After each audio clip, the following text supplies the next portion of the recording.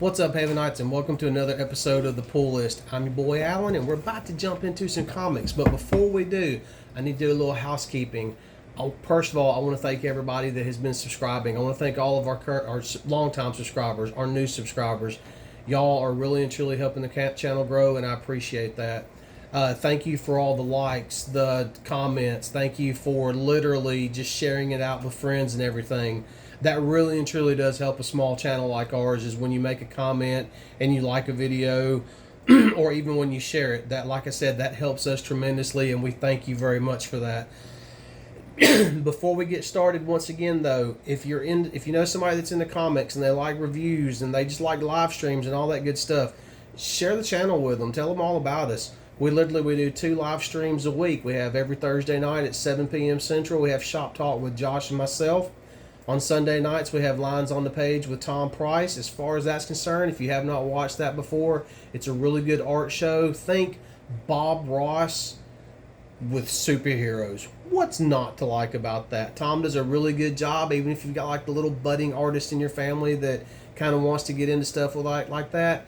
He does a really good job explaining, what he's using, how he's doing it certain ways, why he's doing it certain ways. That's a really good show. Plus, we do daily shorts, and then we have the weekly pull list that comes out every Friday. For those of you that may be watching for the first time, I generally run the pull list a week behind, so that way I'm not throwing out too many spoilers for people, and still being relatively current, so that way some of these books are still on the shelves at your LCS and hopefully get you into them. Look, I've already opened the store folio. I'm kind of excited for this week. I didn't even show off the store folio first. Right off the bat, we have Superman 2023 annual. This is an absolutely amazing cover. I love this cover. I thought it was great, but that's not why I picked this book up. I do subscribe to Superman. I'm not big on the cover buys. I will grab something if it speaks to me, but this one is on my pull list, and this one actually really spoke to me. As far as this book is concerned, though, I didn't really see it as the story itself as an annual, because annuals are generally one-shots, but this story really and truly tied in with what's going on with Dawn of DC, the main Superman run, the title, and has nothing to do with Night Terrors. I thought this was a great book. I love the way that this book was, the vast majority, I would say about 85% of it was really and truly centered around Lois and her running the Daily Planet and getting everybody their assignments and doing all that stuff. There was some really cool moments in here. Superman is in the book, don't get me wrong. But this was just an overall really good read that fits right in with the current Dawn of DC Superman run. I think we just had, before Night Terrors, I think we were on issue 3 or 4. Maybe, I can't remember. I'd have to go through my stuff. But this could have really fit in as just the next issue. It's just a really good issue. I highly recommend Superman Annual 23. Or would that be Superman's Annual 2023? Superman 2023? Don't know. I'll let y'all figure that one out. Next up, we have Conan the Barbarian by Titan Comics. This one actually came out a couple of weeks ago, and I picked this one up on the recommendation of Tom Price. And I'm glad I did. It was not what I thought it was going to be. It was a really good book. I did pretty much figure out fairly quick that I cannot pronounce where Conan is from. Cinnamon. Personally, I think it's funny just to say Conan of Cinnamon. I think that's hysterical, so I'm going to stick with it. But in this issue, Conan is closer to home than he has been in years. He's in a village that's supposed to be kind of like almost like a safe house, like a safe haven. And the village is, Conan is with some mercenaries. He doesn't like the way things are going. He kind of handles his business. But the village is all of a sudden a rider. She comes in and she's basically warning the village, y'all got to go, y'all got to get. There's an army coming that can't be stopped. And then right after her is pretty much, looks like an army of zombies, to be honest with you. I don't know if that's actually what they're going to end up being or if that's what they're going to call them, but it was a really good read. I thought the art was fantastic. I thought Titan Comics did a really good job with this. I am looking forward to the next issue. Conan does tell her that they need to get to Cinnamon, because his people there are warriors. They'll help. And she's like, oh, you don't understand, brother. It's already been overran. But I am looking forward to the next Conan issue. I think this is going to be a pretty good run. I'm going to be honest with y'all. This was Conan the Barbarian, issue number 1, or as I refer to him, Conan from Cinnamon. Next up, we have, if I don't drop it and destroy it, Gunslinger, issue 23. Look at that absolutely beautiful cover. In this particular issue, Gunslinger and Dakota are finishing up on the island where they were fighting Clown and Violator. There was a different aspect about this issue that I really enjoyed. The issue was pretty much, there is some spoken lines by our characters at some points in the issue, but the vast majority of the issue is almost like it's narrated for you. I thought that was a cool touch. It definitely had like a Western style vibe to it, even though we've got demons and we've got dinosaurs and we've got Hellspawn and they're all fighting on an island. That was just a little different. I just thought it was a cool touch. Everybody's doing an amazing job with this title. Brett Booth, what can you not say about his art, about how great it is? I mean, is there anything left that we could say? Just a fantastic job by Brett Booth. I'm really and truly didn't know how I was going to feel about the character Dakota when she first showed up in Gunslinger Spawn. It was, I don't know. When I first saw the character, I thought, okay, this is a little over the top with the big massive sombrero and little tassels and everything. But the more that character has gone on, and I guess we could kind of say some type of pseudo-style relationship between her and Javier Gunslinger has developed. It's a working relationship, nothing weird. But I've really started enjoying that character more. It's the way she wants to go after her dad. Spoiler alert: her dad is Clown, and how she pretty much in this issue she doesn't even know who her mother is, and Clown's kind of hiding that from her. It's just been, Gunslinger has been, in my personal humble opinion, Gunslinger has been the best out of the new Spawn universe. I've loved this title. Fantastic art, fantastic writing. It's just an overall really good read, and I love the way that they are representing Gunslinger and Dakota. But this does finish the battle on the island. We're about to be off to something else now, which I am looking forward to it. Next up, we have Star Wars issue 37. This is part of the Dark Droids saga. I'll get out in a second. In this particular issue, we have Lando versus Lobot. I even say his name. Keep in mind, redneck from Alabama. Can't pronounce everybody's name the right way. That would be too easy. I didn't know how I was going to feel about this issue going into it. This issue, because it was kind of like, do I really care about this story?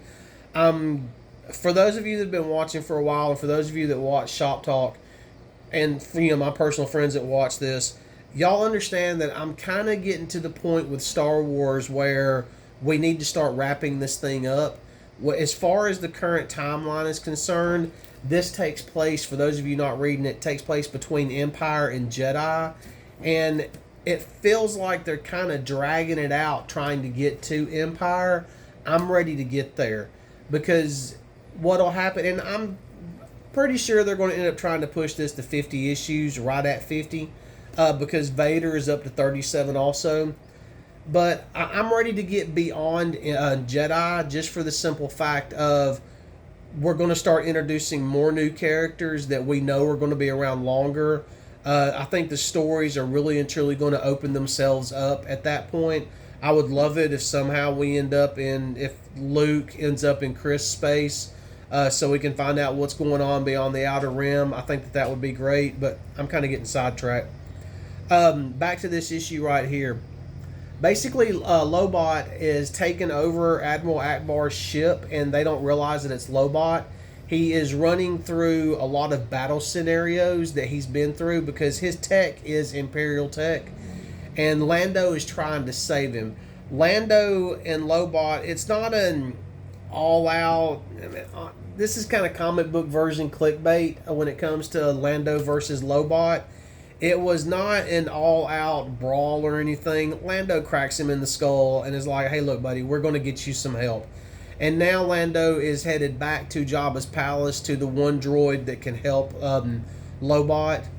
It's a really good issue. I didn't think I would like it going into it just because, like I said, I'm kind of getting over the whole Star Wars dragging this out. We all know where we're headed. Let's hurry up and get there. But I really did end up enjoying this issue. I thought it was a really good one. We do find out a little bit more about Lobot's backstory, not a ton. We do get some flashbacks of him and Lando. Ended up being a lot better than what I thought it was going to be. So I'm not going to complain about it. I was pleasantly surprised. I am not reading all of the Dark Droids. I think the Bounty Hunter War kind of broke me of that. I'm just kind of over it. Like I said, I love Star Wars and everything, but to me, it's time to move on. Let's get to Beyond Jedi and see which direction that Marvel can take us from there.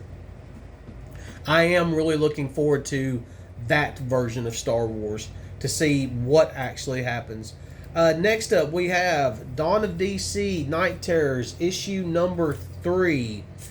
So, in this issue, Damien does show up. I'm kind of digging Damien in Night Terrors. You do find out that Damien knows that this Batman is not his father. He knows that Deadman is inhabiting his body, and he's basically get out of him now. When Deadman gets out of Batman, and basically Batman falls back asleep, Damien can see Deadman. So I'm kind of enjoying this version of Deadman. We do have a little more Sandman in here. Night Terrors, I believe this one says it, and I'm just going to open it up. It's my comic book. I can open it up if I want to. I believe it says this is getting ready to wrap up the horrible truth about insomnia. We do get a lot more backstory of insomnia on this one and what actually happened. But basically, Sandman does put Deadman while he's in Batman's body and Damien asleep, so they can enter basically what ends up being kind of the realm of being half awake and half asleep, because they think that's where the Nightmare Stone is hidden. And in it, we kind of...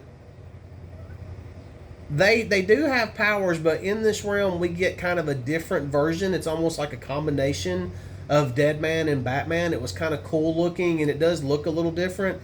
We're getting closer to the Nightmare Stone. It's almost ending. I've enjoyed some of these. I haven't enjoyed all of them. I've enjoyed the Night Terrors, the 3 issues. I thought those were really good. Other than that, though, there's a bunch of them that I did not pick up and I did not read. I am looking forward to Wonder Woman Night Terrors issue number 2 because I thought the first one was really good. But, once again, it served its purpose. It's exactly what we thought it was going to be.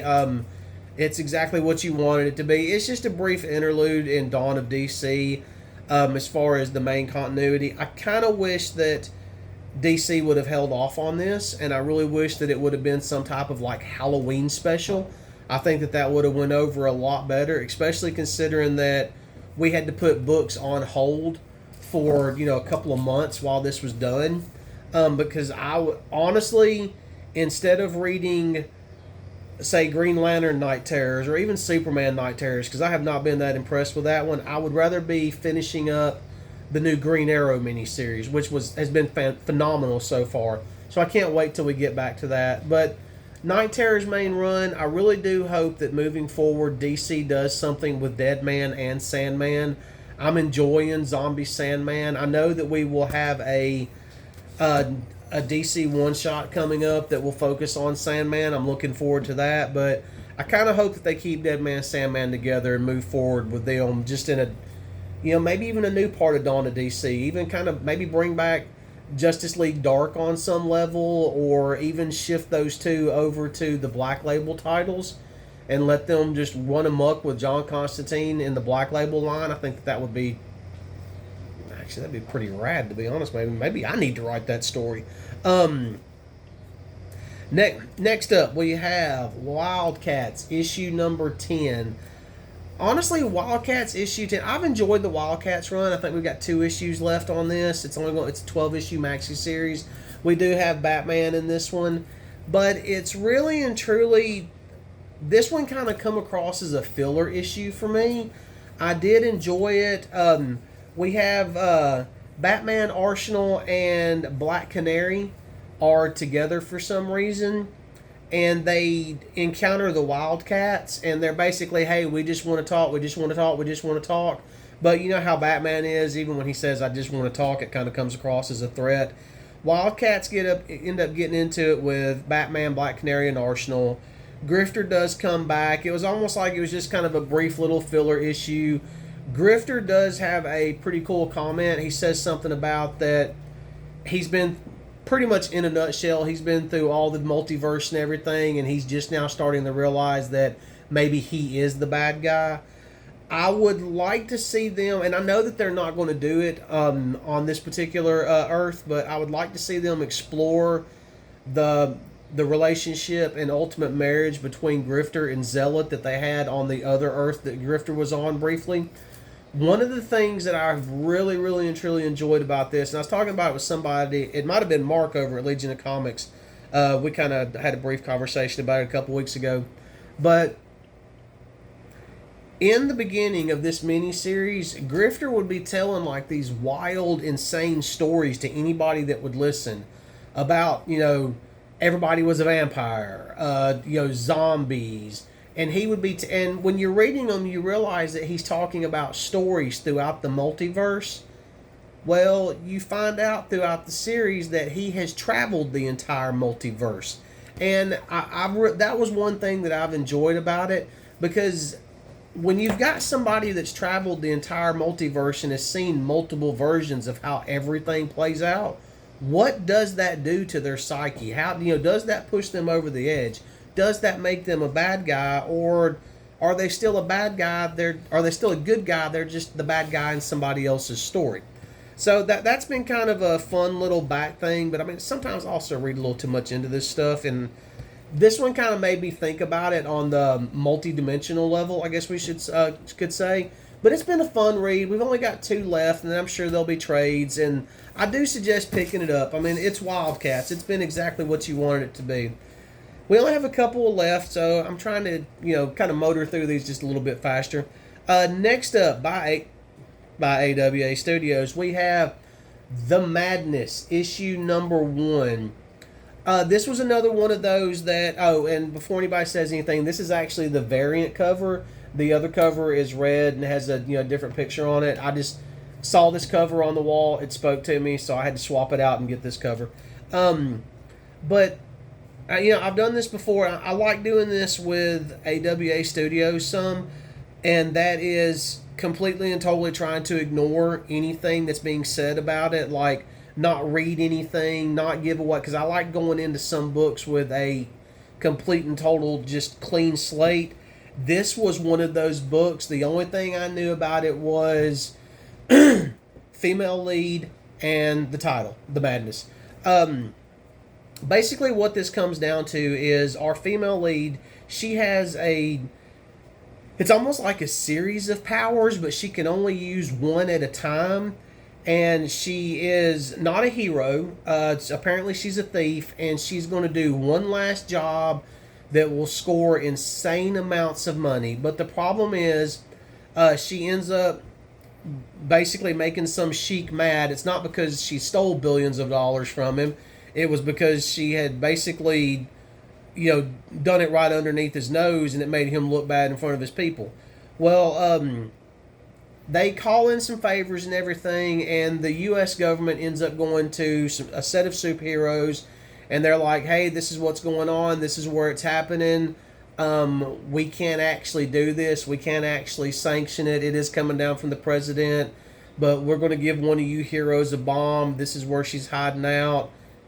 Just fly it over there and drop it. We've got to take care of this to stay on good terms with this other country. And basically the heroes take a vote on it, and you can tell the heroes kind of their attitude kind of gave me a little bit of a vibe of like the boys. Like some of them just didn't care, and the others just like, whatever, we're in it for the money. Not that anybody said that. That was just kind of the vibe that I got from it. And I could have read something wrong into it. If you thought something different, let me know. But one of the heroes flies it in, but what they don't realize is, and it's either they don't realize it or they don't care, this is her last stop. This is a getaway. She's waiting on, they know that she's waiting on, like, fake IDs and all that. But the thing is, her fiance shows up with the kids, and he's actually got the wedding ring and everything, you know, the engagement ring, and they drop the bomb, everything explodes. Well, she's the only one left alive, and it's basically, it pretty much just wipes out everything for a mile. Well, she kind of crawls off to the river and everything, and she's, you know, all messed up and pretty gnarly looking and all that. And she hears some workers talking about, I think they were like utility workers or something. They got to start getting the area cleaned up. You know, there was only one cabin there, some type of gas line, you know, the way that the government spun it. But she ends up making it back to the cabin, and her kids are gone, her fiance's gone, they're dead. She finds the engagement ring, and it's just kind of like she snaps like that. She literally turns, she's still a human woman and everything, but she turns into something different. You know, like black and white, and she's kind of looking a little bit crazy and everything. And this is ultimately going to be, you know, she becomes the Madness. I mean, that's the only thing that I can really think of. Like I said, if AWA has said that's what she is, I don't know anything about it because I wanted to go into it with a clean slate. But once she turns, it's a revenge story. That's all there is to it. She's about to start going after people. This was an amazing first issue. I loved it. I thought it was great. I thought it was a really good way to introduce the character. We got just enough about the character to kind of bait us in a little bit, but we didn't get so much about the character that we're like, okay, whatever, I know all I need to know about him. I just thought that was real. This was a really fun read, and I can't wait. It's going to be of 6. It literally just came out last week, so you have time to grab it and sign up for it. Next up, we have Godzilla, Here There Be Dragons, issue number 2 by IDW.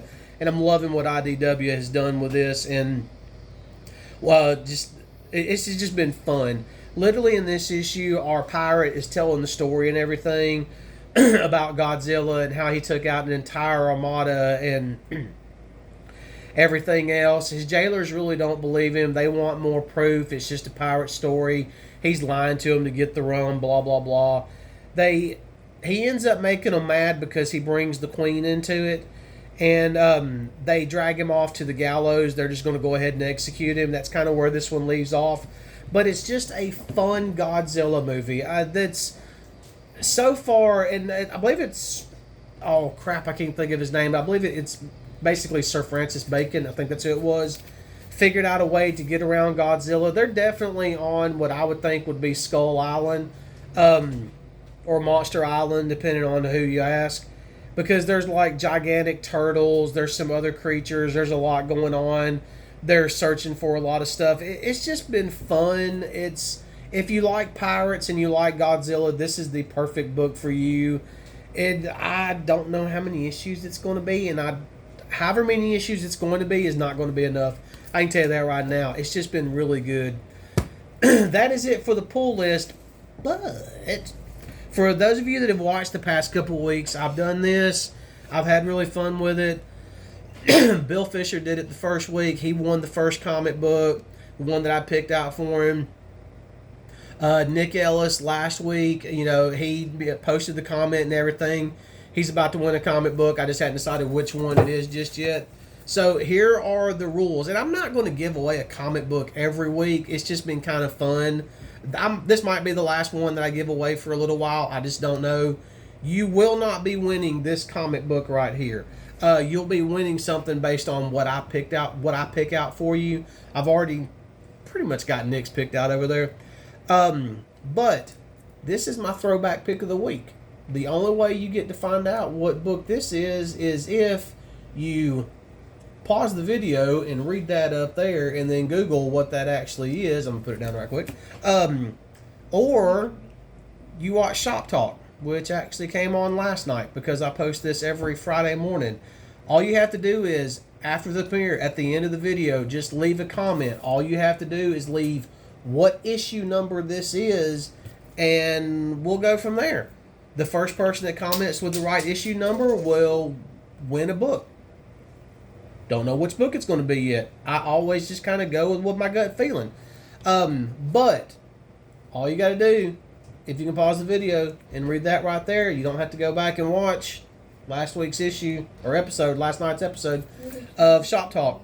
Other than that, I know that it's Friday as far as I'm concerned. Right now, if you're watching this video on a Friday and you're at work, thank you. You're my type of people. I love you people that goof off on Fridays. Hope everybody has a good weekend. Hope everybody has a safe weekend, and we will see y'all next week on the pull list.